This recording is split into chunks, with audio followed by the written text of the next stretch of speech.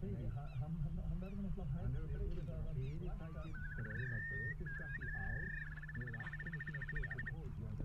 Það verður að tala um bróðfiskskatt, það er auðvitað verið að tala um bróðfiskskattinn á sama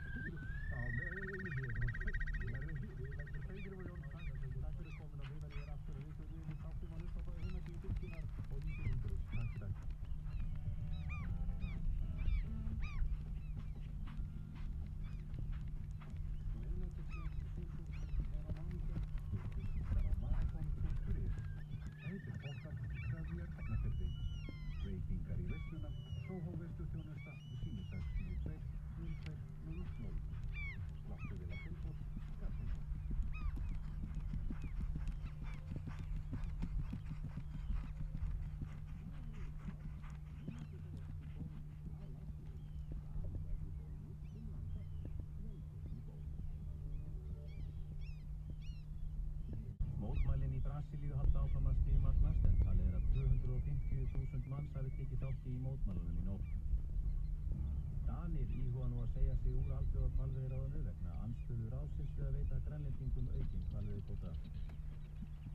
Rúnar Arnórsson mætir Guðmundi Kristjánssyni og Tinna Jóhannsdóttir mætir Ólafíu Þórunni í úrslitum á Íslandsmótinu í hálfleiknum í Sólvík. Víða bjartviðri í dag finnst þegar þokubarnir við ströndina vestan Norðurlands og til 18 stiga á deginum.